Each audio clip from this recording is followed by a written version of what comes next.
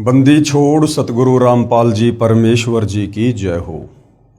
परमपिता परमात्मा सारी सृष्टि के रचनहार, कुल मालिक, असंख्य ब्रह्मांडों के स्वामी, जगत गुरु, तीनों लोकों में प्रवेश करके सबका धारण पोषण करने वाले, राजाधिराज, आत्माधार, नाथों के नाथ, देवों के देव महादेव, सर्वेश्वर महेश्वर, मृत्युंजय, अजरो अमर, आदि अनादि, सनातनी प्रभु, जगत पिता जगदीश्वर, श्री श्री 1008 की उपाधि के वास्तविक अधिकारी, अकाल मूर्त सौद स्वरूपी राम वासुदेव सर्वगतम ब्रह्म, परम पूज्य, प्रथम पूज्य, परम संत, परम पुरुष, परम धनी, परम दयालु, सत्य कबीर, हक्का कबीर, अल्लाहु कबीर, अल्लाहु अकबर, बाखबर, अल्लाह ताला, जगत के तारणहार, जगत के मुक्तिदाता, जगत के जगन्नाथ, हारे के सहारे, हिंदुओं के राम, मुसलमानों के अल्लाह, सिखों के वाहिगुरु, ईसाइयों के मसीह, दया के सागर दयानिधि, करुणा के सागर करुणानिधि, स्वयंभू परिभू, संकट मोचन, कष्ट हरण, मंगल करण, दुख भंजन, अविगत कबीर, निर्विकार निर्विषम परमात्मा, अलय अलेख सतगुरु, आदि अनादि सतगुरु, असली मर्यादा पुरुषोत्तम, असली राम, असली कृष्ण, असली घनश्याम, असली मुरारी, राजाओं के राजा, महाराजाओं के महाराजा, शहंशाहों के शहंशाह, सम्राटों के सम्राट, भगवानों के भगवान, अल्लाहों के अल्लाह, प्रभुओं के प्रभु, मसीहाओं के मसीह, सच्चे वाहिगुरु, बाबाओं के बाबा, पीरों के पीर, सेठों के सेठ, जगत सेठ, सावड़सा सेठ, सर्वगुण संपन्न, अनंत कोटि कलाओं के स्वामी, अनंत कोटि ब्रह्मांडों के नायक, योगियों में महायोगी, ध्यानियों में महाध्यानी, सिद्धों में परम सिद्ध, ज्ञानियों में तत्व ज्ञानी, ब्रह्म ज्ञानी, महाज्ञानी, परम ज्ञानी, सर्वश्रेष्ठ ज्ञानी, विज्ञानी, युवा कबीर, समर्थ कबीर, असमवात, अमित ओजा, सच्चे रहनुमा, करीम अल्लाह, सुभान अल्लाह, दुनिया के अंतिम पैगंबर, 8 सितंबर 1951 से गांव धनाना, जिला सोनीपत, हरियाणा, भारतवर्ष की पावन भूमि पे प्रकट रियल कल की भगवान श्री नारायण साकार हरि, श्री बाबा साहेब, नूर अनंत परमात्मा, सच्चे दरवेश, सच्चे बाखबर, संत श्रोमणी सतगुरु रामपाल जी परमेश्वर जी के चरण कमल में आप और हम सभी भाई बहनों का अनंत कोटि दंडवत प्रणाम।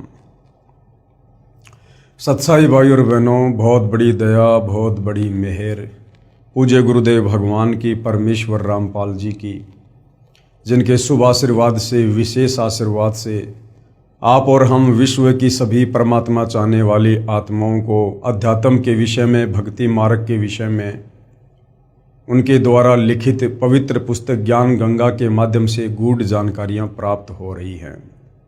भाई और बहनों, परमात्मा को लेकर ये आत्मा जो सदियों से जानने की इच्छुक है कि एक परमात्मा कौन है, जिसने सर्व सृष्टि को रचा, सर्व ब्रह्मांडों को रचा, सूरज चांद सितारों को बनाया, जिसने ब्रह्मा विष्णु महेश को बनाया, दुर्गा को बनाया, काल को बनाया, महाकाल को बनाया और सभी जीवों को उत्पन्न किया, वो एक सर्वशक्तिमान परमात्मा कौन है, कैसा है, कहाँ रहता है, वो कैसे मिलेगा।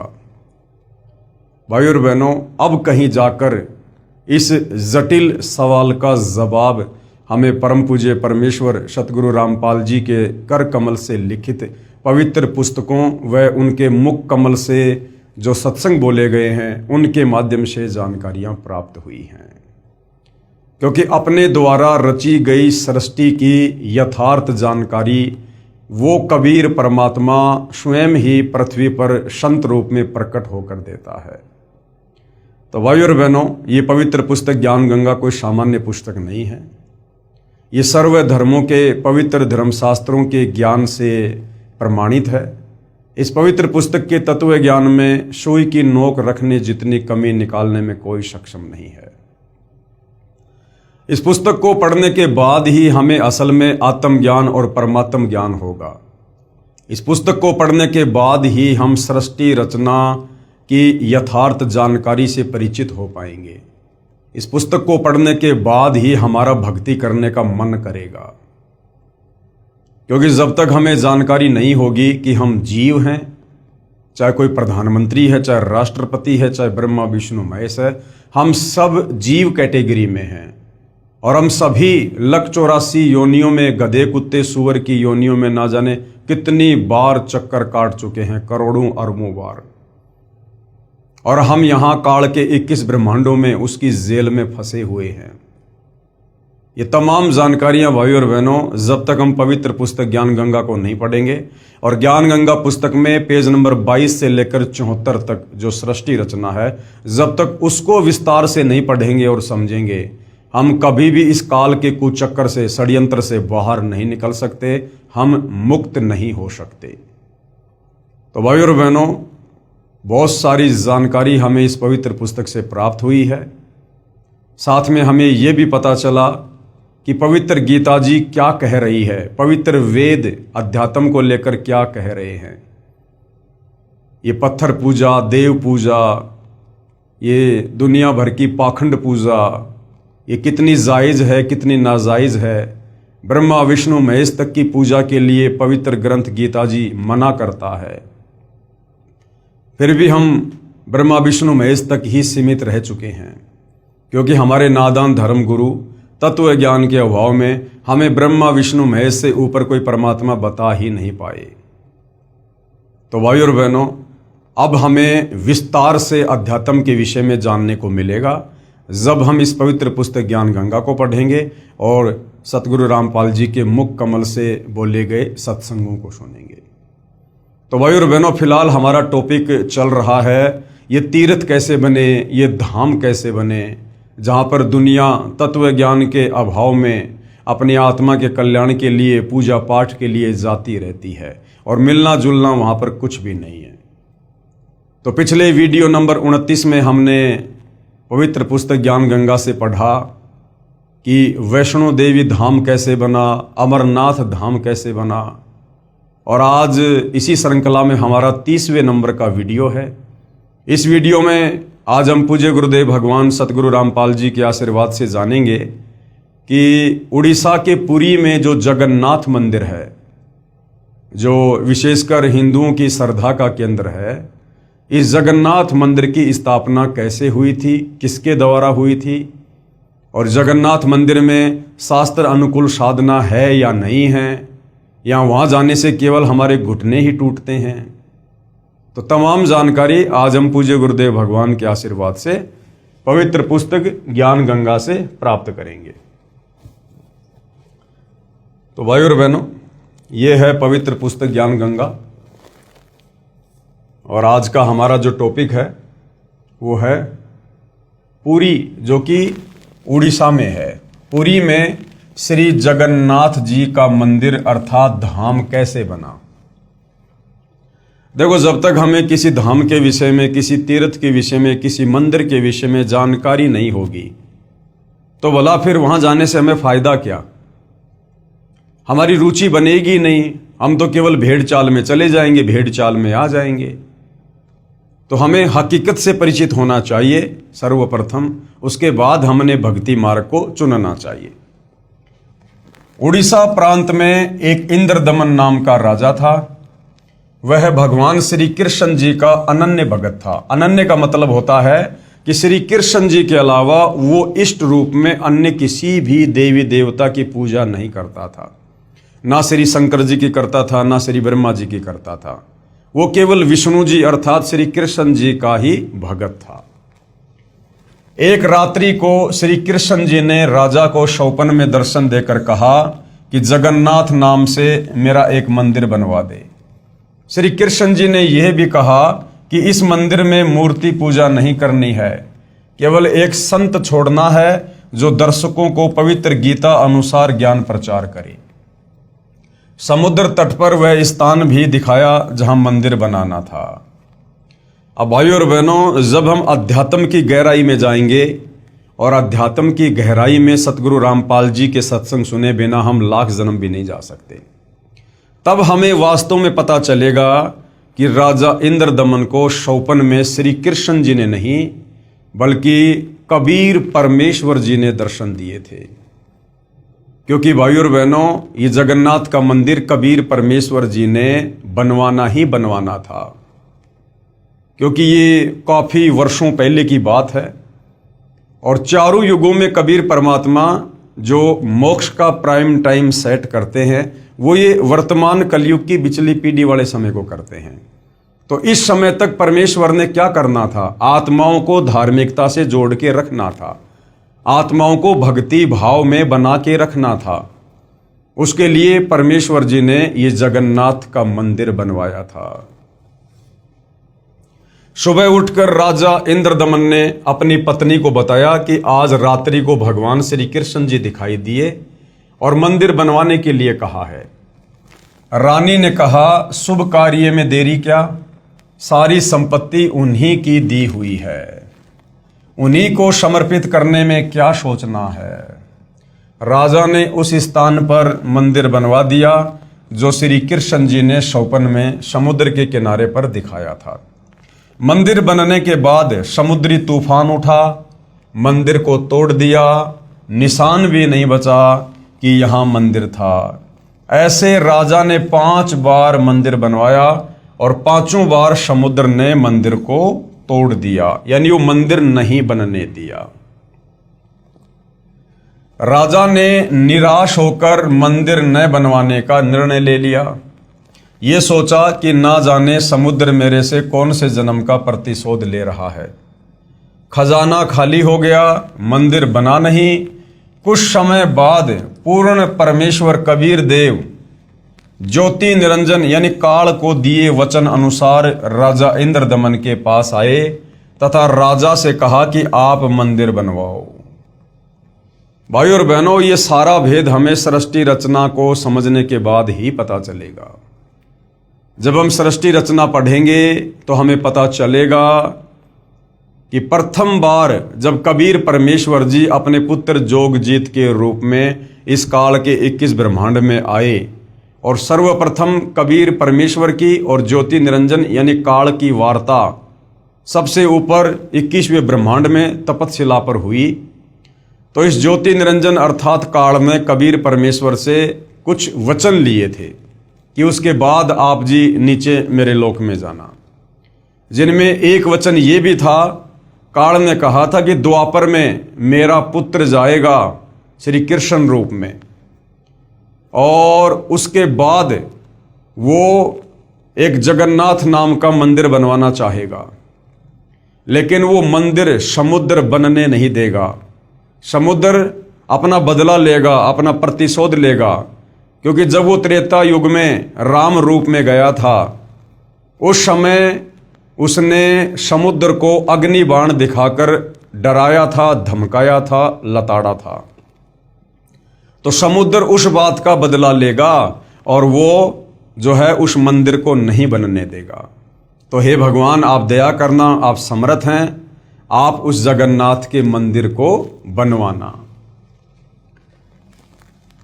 कुछ समय उपरांत पूर्ण परमेश्वर यानी कबीर देव जी ज्योति निरंजन यानी काल को दिए वचन अनुसार राजा इंद्रदमन के पास आए तथा राजा से कहा, आप मंदिर बनवाओ। अब के समुद्र मंदिर यानी महल नहीं तोड़ेगा। राजा ने कहा, संत जी मुझे विश्वास नहीं है, मैं भगवान श्री कृष्ण यानी विष्णु जी के आदेश से मंदिर बनवा रहा हूं। श्री कृष्ण जी समुद्र को नहीं रोक पा रहे हैं, 5 बार मंदिर बनवा चुका हूं, ये सोचकर कि कहीं भगवान मेरी परीक्षा ले रहे हों, परंतु अब तो परीक्षा देने योग्य भी नहीं रहा हूं, क्योंकि खजाना भी खाली हो गया है। अब मंदिर बनवाना मेरे वश की बात नहीं है। अब भाई और बहनों, अगर कबीर परमात्मा जी चाहते तो प्रथम बार में भी मंदिर को बनवाकर सुरक्षित रख सकते थे, समुद्र कुछ नहीं बिगाड़ता। लेकिन कबीर परमेश्वर जी ने इस काल लोक की शक्तियों की समर्थता भी आप और हमारे को दिखानी होती है कि देख लो, ये तुम्हारे श्री कृष्ण अर्थात विष्णु, यहां का समुद्र भी इनकी आज्ञा का पालन नहीं करता है, इनको कुछ नहीं समझता है। और अब कबीर परमेश्वर 6वीं बार मंदिर बनवाएंगे उस राजा को कह के, और उसके बाद वो समुद्र मंदिर तोड़ने के लिए आएगा, लहरें उठेंगी, लेकिन कबीर परमेश्वर जी उसको वहीं पर स्टेबल कर देंगे और आदेश दे देंगे, वचन में बांध देंगे कि मेरी आज्ञा के बिना अगर तूने कभी भी इस मंदिर की तरफ आगे बढ़ने का प्रयास किया तो मेरे से बुरा और कोई नहीं होगा। परमेश्वर ने कहा, इंद्रदमन, जिस परमेश्वर ने सारे ब्रह्मांडों की रचना की है वही सर्व कार्य करने में सक्षम है, अन्य प्रभु नहीं। मैं उस परमेश्वर की वचन शक्ति प्राप्त हूं। यानी जिस प्रकार आज सतगुरु रामपाल जी अपने आप को छुपा कर कहते हैं कि मैं तो परमेश्वर कबीर जी का भेजा हुआ हूं, मेरे को कबीर परमात्मा ने शक्ति देकर भेजी है, इसी प्रकार भाई और बहनों ये कबीर परमेश्वर जी चारों युगों में हम नादान जीवों की छोटी बुद्धि को देखते हुए कि हम उनको डायरेक्ट परमेश्वर के रूप में स्वीकार नहीं कर सकते, जब ये गुरु रूप में आते हैं तो वे इसी प्रकार से अपने आप को छुपाते हुए लीला करते हैं, जैसे स्वयं कबीर परमात्मा संत रूप में इंद्रदमन को कह रहे हैं। क्या कह रहे हैं? परमेश्वर ने कहा, इंद्रदमन, जिस परमेश्वर ने ब्रह्मांडों की रचना की है वही सर्व कार्य करने में सक्षम है, अन्य प्रभु नहीं। मैं उस परमेश्वर की वचन शक्ति प्राप्त हूं। यानी अपने आप को छुपा रहे हैं कि मैं तो उस परमात्मा की थोड़ी बहुत शक्ति लेकर आया हूं। मैं समुद्र को रोक सकता हूं। अब बताओ, जब श्री कृष्ण जी अर्थात विष्णु जी समुद्र को नहीं रोक पाए और एक साधारण से संत रूप में कबीर परमात्मा कह रहे हैं कि मैं रोक सकता हूं, तो श्री विष्णु जी से बड़े तो यही हो गए।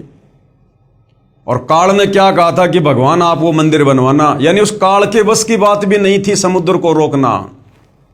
क्योंकि भाई और बहनों, ये जो पांच जो ये तत्व हैं, पृथ्वी, अग्नि, जल, वायु, आकाश, ये कबीर परमेश्वर जी के गुलाम हैं। ये कबीर परमात्मा जी के हुक्म से कार्य करते हैं। तो वो काल भी सक्षम नहीं था समुद्र को रोकने में, अन्यथा परमात्मा से वचन ही क्यों लेता कि आप मंदिर बनवाना। वो खुद ना बनवा देता, समुद्र को रोक देता, लेकिन वो काल भी सक्षम नहीं है।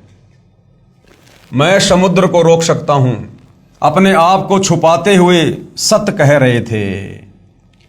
राजा ने कहा कि संत जी, मैं नहीं मान सकता कि श्री कृष्ण जी से भी कोई प्रबल शक्ति युक्त प्रभु है, क्योंकि हमारे नादान अज्ञानी तत्व ज्ञानहीन धर्म गुरुओं ने इन शास्त्रों को ना पढ़कर ना समझकर और सभी को, राजा से लेकर प्रजा को, एक ही उल्टी पट्टी पढ़ा रखी थी कि ब्रह्मा विष्णु महेश से ऊपर कोई भगवान नहीं है, कोई परमात्मा नहीं है। तो राजा इंद्रदमन भी उसी अज्ञान के ऊपर दृढ़ था और कह रहा था कि संत जी, मुझे आपकी बात पर विश्वास नहीं है कि आप समुद्र को रोक दोगे और मंदिर को तोड़ने से बचा लोगे, क्योंकि मैं तो श्री कृष्ण जी से ऊपर किसी को भी परमात्मा या अन्य कोई शक्ति नहीं मानता। जब वे ही समुद्र को नहीं रोक सके तो आप कौन से खेत की मूली हो, क्योंकि परमात्मा एक साधारण से संत के रूप में थे। मुझे विश्वास नहीं होता तथा न ही मेरी वित्तीय स्थिति, यानी मेरी आर्थिक स्थिति, मेरे पास में अब खजाना भी इतना नहीं है कि मैं महल को बनवा सकूं, यानी वो मंदिर बनवा सकूं।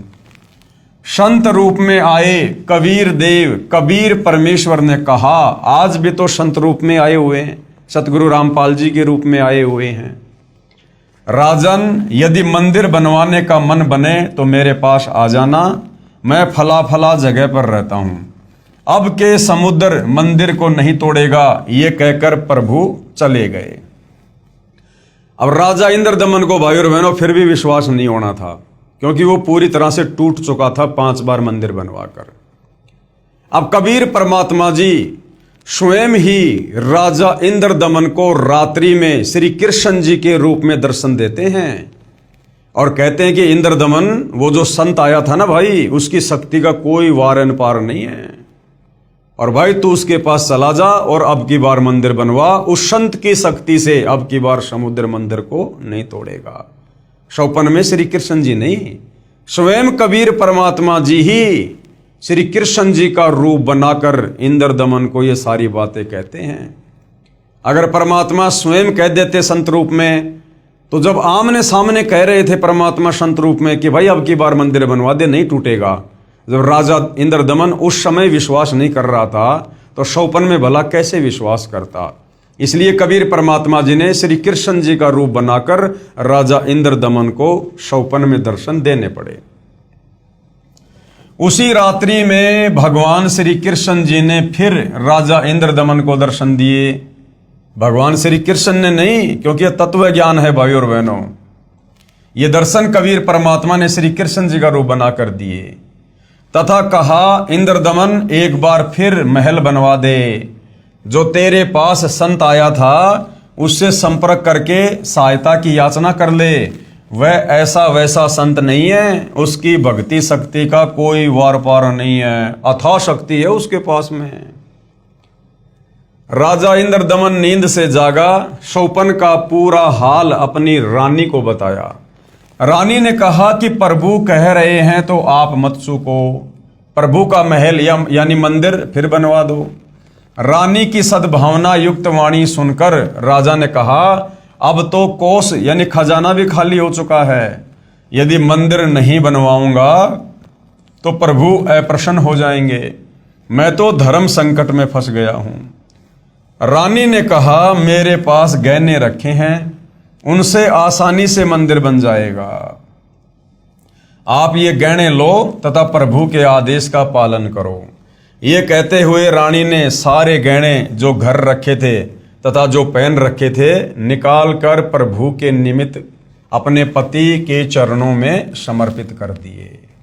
राजा इंद्रदमन उस स्थान पर गया जो परमेश्वर ने संत रूप में आकर बताया था।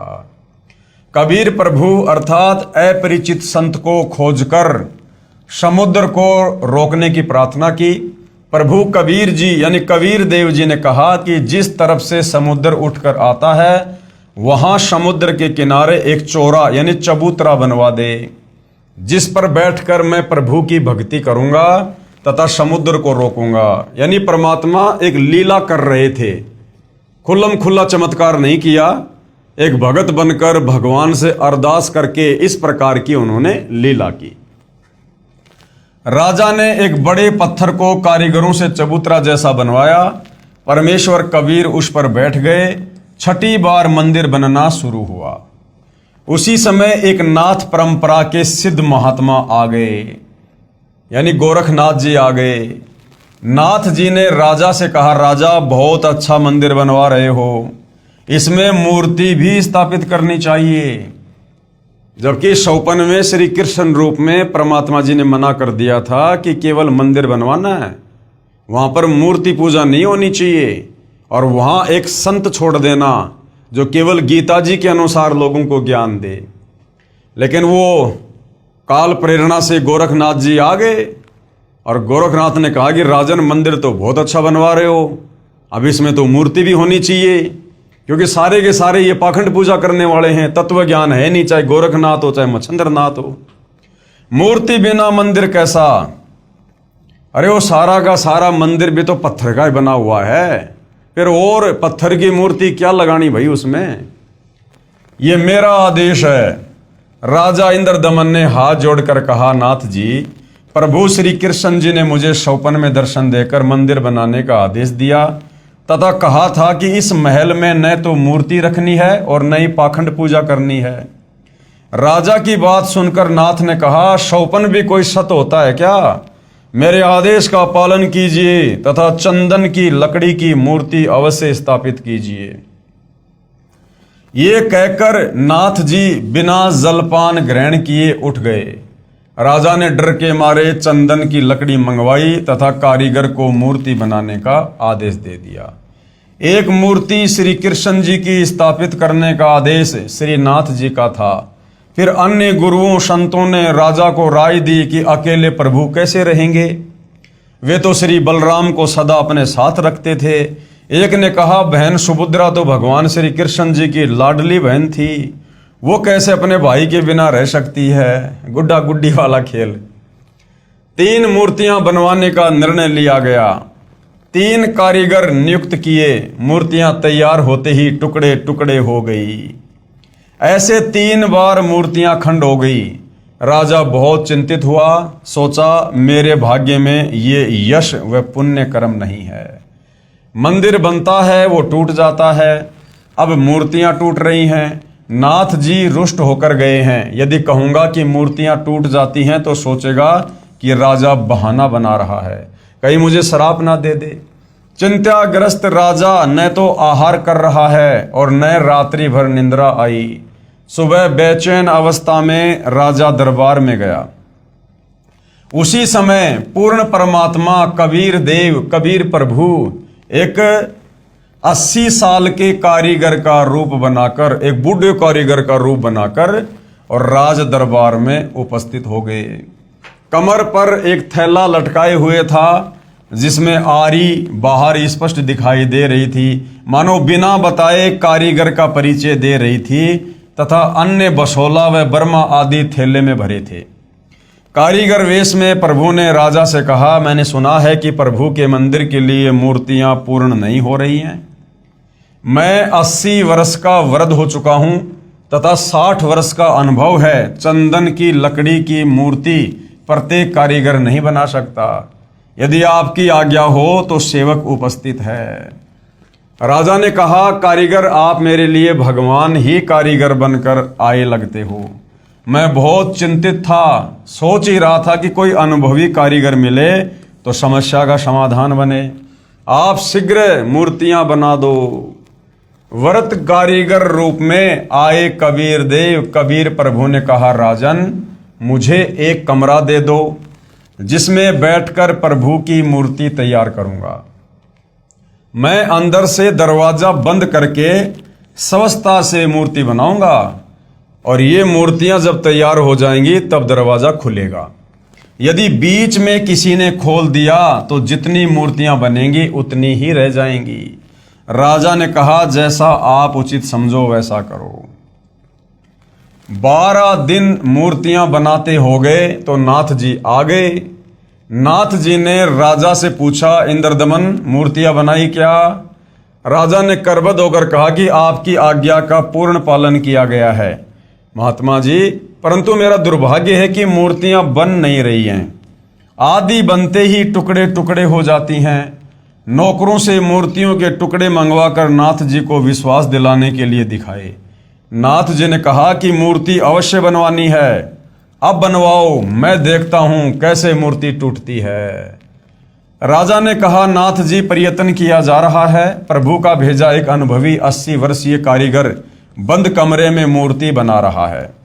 उसने कहा है कि मूर्तियां बन जाने पर मैं अपने आप दरवाजा खोल दूंगा। यदि किसी ने बीच में द्वार खोल दिया तो जितनी मूर्तियां बनी होंगी उतनी ही रह जाएंगी। आज उसे मूर्ति बनाते 12 दिन हो गए, न तो बाहर निकला है और न ही जलपान तथा आहार ही किया है।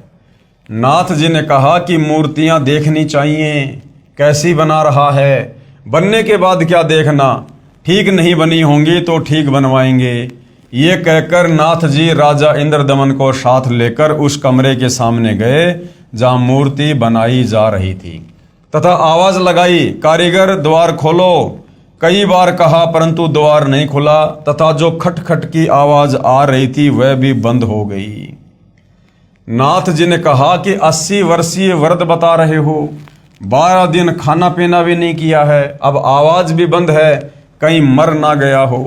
धक्का मारकर दरवाजा तोड़ दिया। देखा तो 3 मूर्तियां रखी थी, तीनों के हाथ के व पैरों के पंजे नहीं बने थे। कारीगर अंतर ध्यान हो गया। मंदिर बनकर तैयार हो गया और चारा ना देखकर अपने हट पर अडिग नाथ जी ने कहा, ऐसी ही मूर्तियों को स्थापित कर दो। हो सकता है प्रभु को यही स्वीकार हो। लगता है श्री कृष्ण ही स्वयं मूर्तियां बना कर गए हैं। मुख्य पांडे ने शुभ मुहूर्त निकालकर अगले दिन ही मूर्तियों की स्थापना कर दी। सभी पांडे तथा मुख्य पांडा व राजा तथा सैनिक व श्रद्धालु मूर्तियों में प्राण स्थापना करने के लिए चल पड़े। पूर्ण परमेश्वर कबीर देव एक शूद्र का रूप धारण करके और मंदिर के मुख्य दरवाजे के बीच में मंदिर की ओर मुख करके खड़े हो गए। ऐसी लीला कर रहे थे मानो उनको ज्ञान ही ना हो कि पीछे से प्रभु की प्राण स्थापना की सेना आ रही है। आगे आगे मुख्य पांडा चल रहा था। परमेश्वर फिर भी द्वार के बीच में ही खड़े रहे। निकट आकर मुख्य पांडे ने शुद्ध रूप में खड़े परमेश्वर को ऐसे धक्का मारा कि दूर जाकर गिरे तथा एकांत स्थान पर शुद्र लीला करते हुए बैठ गए। राजा सहित सभी श्रद्धालुओं ने मंदिर के अंदर जाकर देखा तो सारी मूर्तियां उसी द्वार पर खड़े शुद्ध रूप परमेश्वर का रूप धारण किए हुए थी। इस चमत्कार को देखकर उपस्थित व्यक्ति अचंभित हो गए। मुख्य पांडा कहने लगा कि भगवान नाराज हो गया है, क्योंकि मुख्य द्वार को उस शूद्र ने अशुद्ध कर दिया है, इसलिए सारी मूर्तियों ने शुद्ध रूप धारण कर लिया। बड़ा अनिष्ट हो गया। कुछ समय बाद मूर्तियों का वास्तविक रूप हो गया। गंगा जल से कई बार स्वच्छ करके प्राण स्थापना की गई। कबीर देव ने कहा, अज्ञानता व पाखंडवाद की चरम सीमा देखो। कारीगर मूर्ति का भगवान बनता है, फिर पुजारी या अन्य संत उस मूर्ति रूपी प्रभु में प्राण डालता है, अर्थात भगवान को जीवन दान देता है, तब वह मिट्टी या लकड़ी का भगवान कार्य सिद्ध करता है। वारे पाखंडियों, खूब मूर्ख बनाया प्रभु प्रेमी आत्माओं को। ये चित्र यहां पर गुरुदेव भगवान ने दिखाया हुआ है।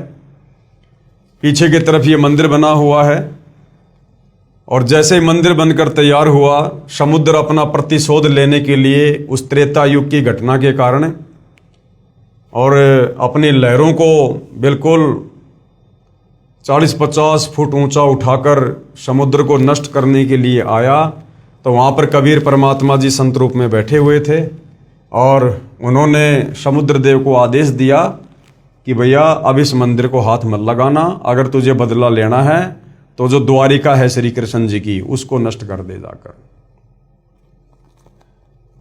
परमेश्वर कबीर जी द्वारा समुद्र से जगन्नाथ मंदिर को तोड़ने से बचाना। मूर्ति स्थापना हो जाने के कुछ दिन पश्चात लगभग 40 फुट ऊंचा समुद्र का जल उठा, जिसे समुद्री तूफान कहते हैं, तथा बहुत तेजी से मंदिर की ओर चला। सामने कबीर परमेश्वर चौरा यानी चबूतरे पर बैठे थे। अपना एक हाथ उठाया जैसे आशीर्वाद देते हैं। समुद्र उठा का उठा रह गया तथा पर्वत की तरह खड़ा रहा, आगे नहीं बढ़ सका। विप्र रूप बनाकर यानी ब्राह्मण का रूप बनाकर समुद्र आया तथा चबूतरे पर बैठे प्रभु से कहा कि भगवान, आप मुझे रास्ता दे दो, मैं मंदिर तोड़ने जाऊंगा।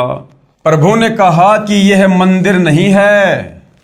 क्या कहा कबीर परमात्मा ने संत रूप में समुद्र को कि यह मंदिर नहीं है, यह तो महल यानी आश्रम है, आश्रम।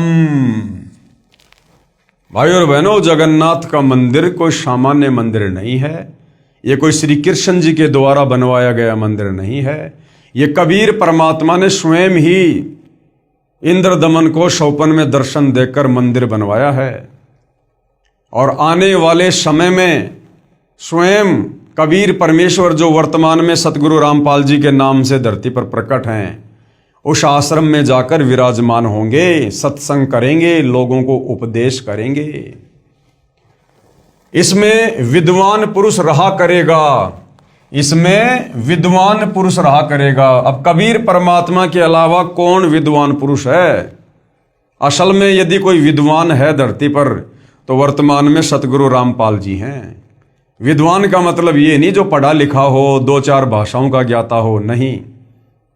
जो तत्व ज्ञानी होता है वो विद्वान होता है, और कबीर परमेश्वर के अलावा और कोई भी विद्वान की परिभाषा में सेट नहीं होता है।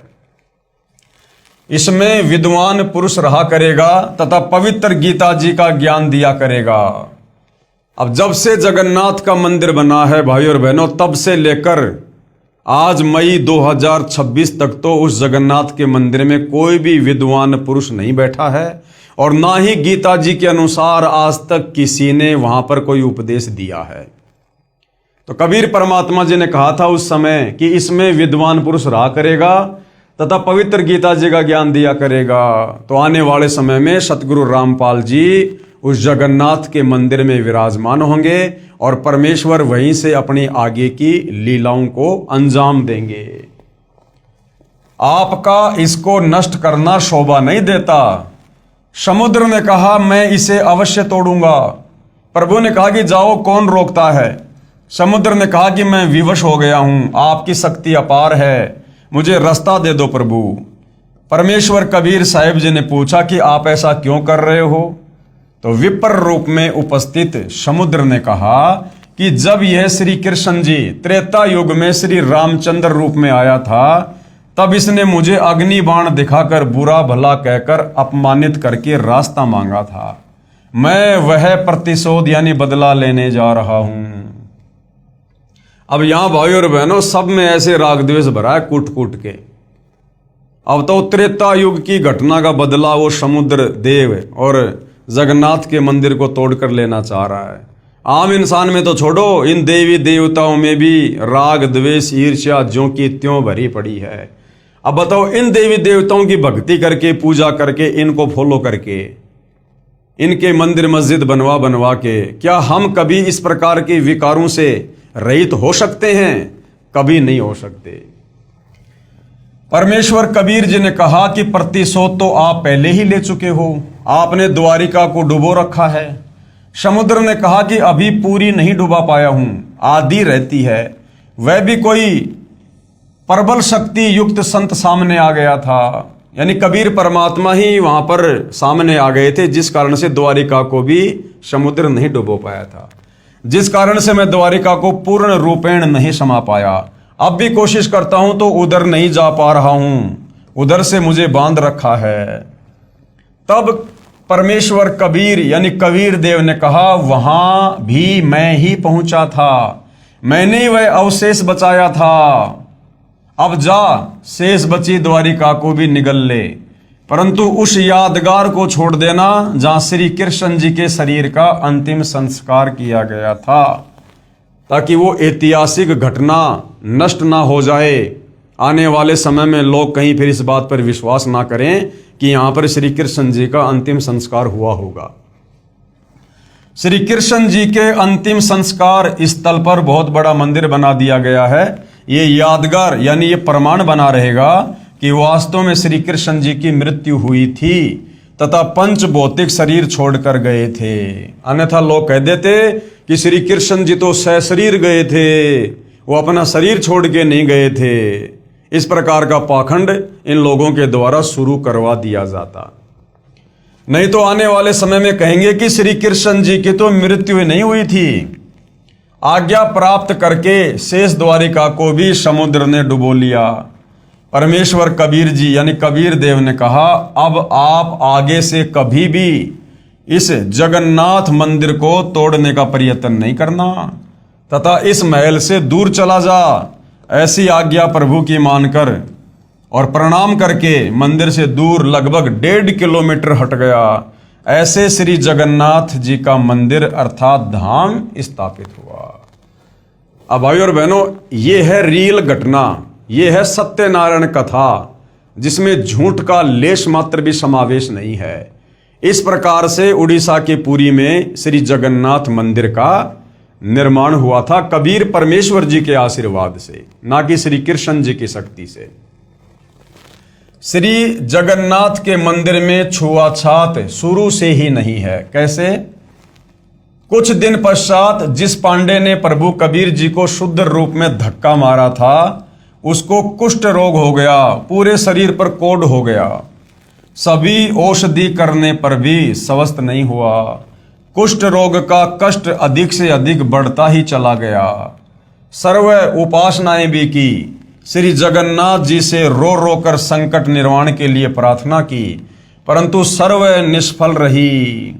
अब बताओ, आज वर्तमान में जो लोग जगन्नाथ मंदिर में जाते हैं सुख प्राप्ति के लिए, भाई उनको क्या सुख होंगे जब उस मंदिर का मुख्य पांडा जिसने उन मूर्तियों में प्राण प्रतिष्ठा की, मूर्तियां मंदिर में स्थापित की, जब उस पांडे को कोढ़ का रोग हो गया और बहुत भयंकर पीड़ा हो रही है, और श्री कृष्ण अर्थात उस जगन्नाथ के मंदिर में भी मूर्तियों के आगे माथा टेक टेक के रह गया, उसका कोढ़ का रोग ठीक नहीं हो पाया। अंत में संत रूप में जो कबीर परमात्मा थे, उनके चरण धो धो के पिए, चरणामृत पिया, तब जाकर वो रोग ठीक हुआ। तो वर्तमान में दुनिया क्यों भटक रही है वहां पर? और वर्तमान में भाई और बहनों, वो रियल जगन्नाथ अनंत कोटि कलाओं का स्वामी, ये जगत के हिसाब से जो श्री विष्णु को जगन्नाथ कहते हैं, ये तो खाली 16 कला के स्वामी हैं, 16 कला के।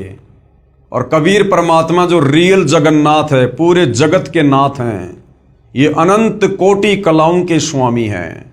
और आज भाइयों और बहनों वो रियल जगन्नाथ धरती पर सतगुरु रामपाल जी के रूप में प्रकट है और आने वाले समय में उस जगन्नाथ के मंदिर में भी विराजमान होंगे। सर्व उपासनाएं भी की, श्री जगन्नाथ जी से रो रो कर संकट निवारण के लिए प्रार्थना की, परंतु सर्व निष्फल रही। 54 में श्री कृष्ण जी ने दर्शन दिए।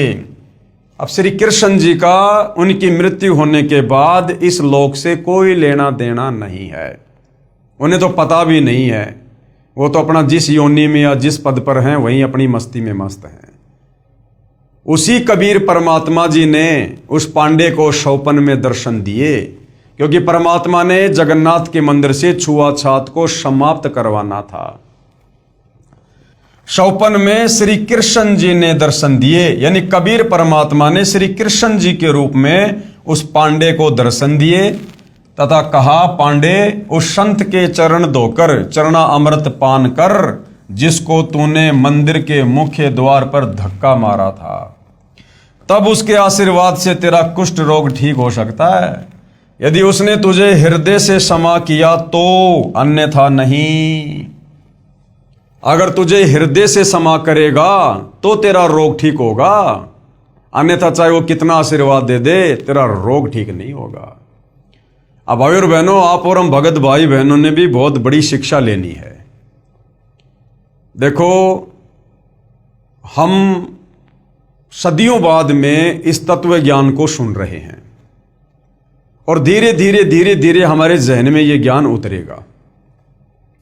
लेकिन जब ये ज्ञान हमें समझ में आने लग जाए या हमारी समझ में आ गया, उसके बाद हमने पूज्य गुरुदेव सतगुरु रामपाल जी की मर्यादाओं में किसी भी प्रकार की कोई भी गफलत नहीं करनी होती है। हमने कोई भी नियम भंग नहीं करना चाहिए, मर्यादा नहीं तोड़नी चाहिए, अन्यथा ये रियल जगन्नाथ सतगुरु रामपाल जी नाराज होते हैं। जो भगत इस भक्ति मार्ग पर मर्यादा तोड़ देता है। एक आध बार तो किसी नए भगत से शुरुआत में गलती हो सकती है, लेकिन गुरुदेव कहते हैं सतनाम प्राप्ति के बाद यदि आप मर्यादा तोड़ोगे तो परमात्मा नाराज होगा, और बार बार मर्यादा तोड़ोगे, गलतियां करोगे और नाम भी शुद्ध करवाने का नाटक करोगे तो फिर आपका नाम शुद्ध नहीं होगा। चाहे आप डायरेक्ट गुरुदेव भगवान के पास जाकर उनकी गोद में बैठकर, चाहे डायरेक्ट अपने गुरुजी से ही नाम शुद्ध क्यों ना करवा लेना, अगर गुरु नाराज है और गुरु ने यदि आपका नाम शुद्ध भी कर दिया तो भी वो आपका नाम शुद्ध नहीं होगा, क्योंकि गुरु ने अभी आपको हृदय से माफ नहीं किया है। उदाहरण के लिए भाई और बहनों, बहुत सारे भाई बहन कह देंगे भैया अगर गुरुजी ने मुंह से बोल दिया तो वो तो सिद्ध हो जाएगा, साधु वचन पलटे नहीं पलट जाए ब्रह्मांड। बिल्कुल सत्य है, साधु वचन पलटे नहीं पलट जाए ब्रह्मांड, लेकिन इसमें बहुत अंतर है।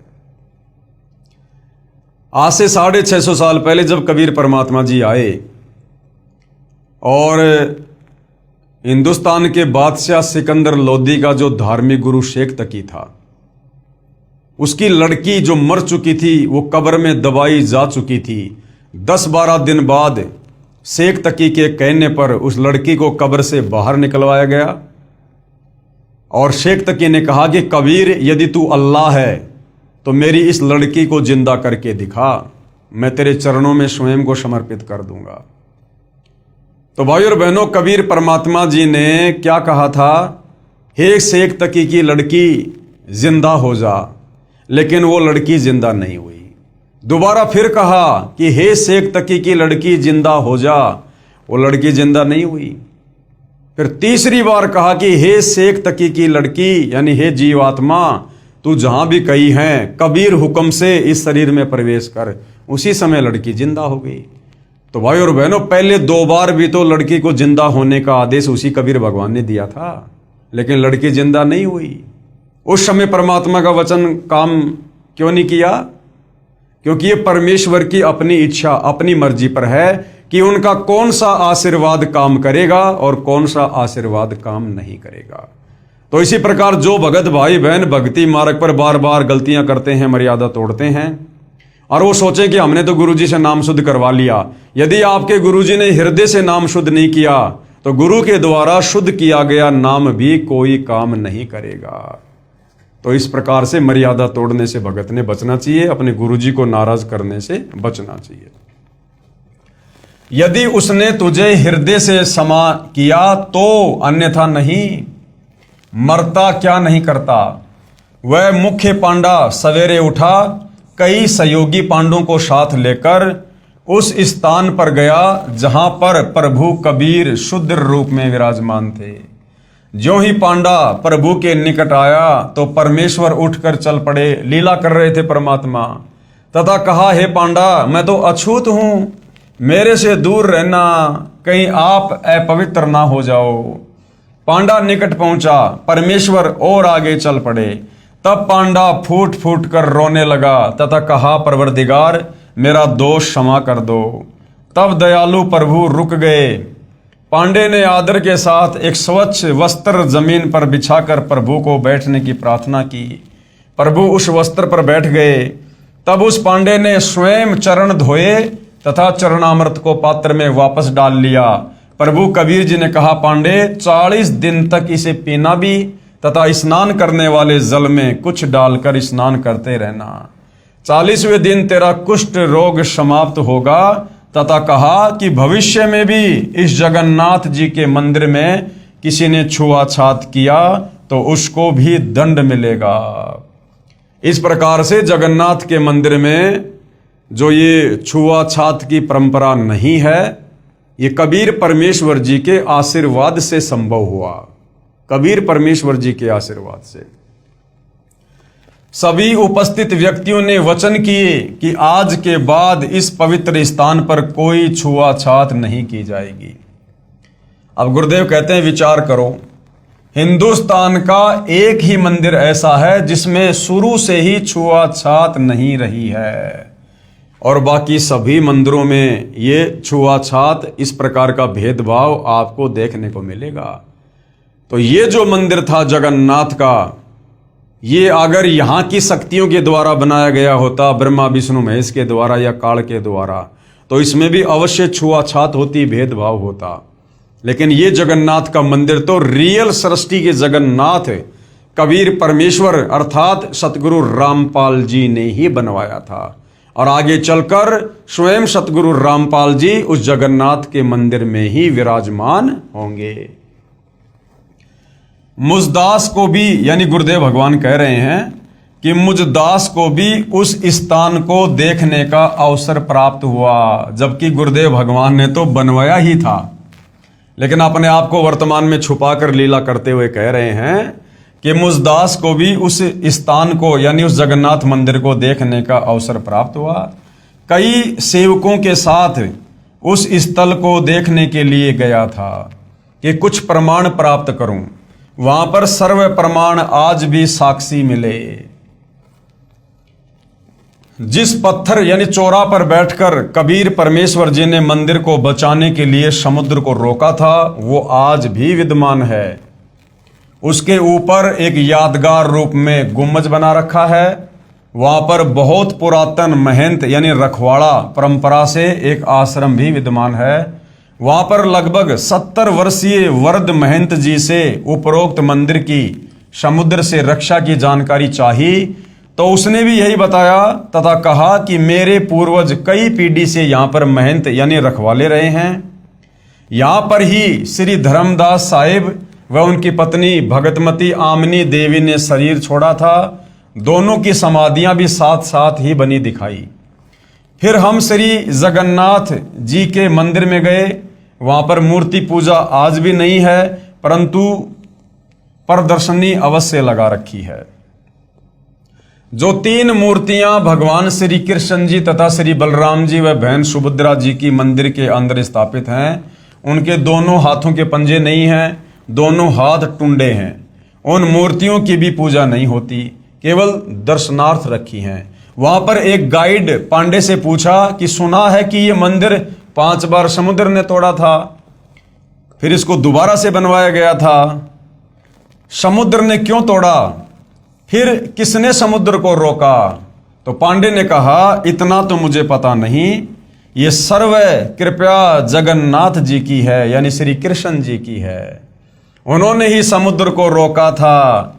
सुना तो है कि समुद्र ने 3 बार मंदिर को तोड़ा था। मैंने फिर प्रश्न किया कि प्रथम बार ही क्यों न समुद्र रोका। पांडे ने उत्तर दिया कि लीला है जगन्नाथ की। अब इनको हकीकत का तो पता नहीं, बोला ये तो लीला है जगन्नाथ की, लीला है। लीला के चक्कर में भाइयों और बहनों लोगों ने सदा से भक्तों को उलझा के रखा है। भगवान की लीला लीला कह के, गुरु की लीला लीला कह के इन लोगों ने हमेशा ही भक्तों को मूर्ख बनाया है। मैंने फिर पूछा कि इस मंदिर में छुआछात है या नहीं, तो पांडे ने कहा, यानी जो गाइड था उसने कहा कि जब से मंदिर बना है यहां कोई छुआछात नहीं है। मंदिर में शूद्र तथा पांडा एक थाली या पत्तल में खाना खा सकते हैं, कोई मना नहीं करता। उस मंदिर में जो पांडा होता है, जो पुजारी होता है वो, और भले कोई शूद्र है, वो दोनों एक ही पत्तल में खाना खा सकते हैं। वहां पर कोई छुआछात नहीं है। परमेश्वर कबीर जी के आशीर्वाद से वो परंपरा आज भी है। फिर गुरुदेव कह रहे हैं, मैंने प्रश्न किया पांडे जी, अन्य हिंदू मंदिरों में तो पहले बहुत छुआछात थी, इसमें क्यों नहीं? प्रभु तो वही है, यानी श्री कृष्ण जी के और भी तो मंदिर हैं, उनमें भी तो छुआछात है, भेदभाव है, इस मंदिर में क्यों नहीं? तो पांडे का उत्तर था, लीला है जगन्नाथ की, लीला है गुरुदेव की। तो पांडे ने कहा कि लीला है जगन्नाथ की। तो लीला के चक्कर में भाई और बहनों भक्तों का बहुत दलिया निकाला लोगों ने। अब पुण्यात्माएं विचार करें कि सत्य को कितना दबाया गया है। एक लीला जगन्नाथ की कहकर पवित्र यादगारें आदरणीय हैं, परंतु आत्म कल्याण तो केवल पवित्र गीता जी व पवित्र वेदों में वर्णित तथा परमेश्वर कबीर जी द्वारा दिए तत्व ज्ञान के अनुसार भक्ति साधना करने मात्र से ही संभव है। अन्यथा शास्त्र विरुद्ध होने से मानव जीवन व्यर्थ हो जाएगा।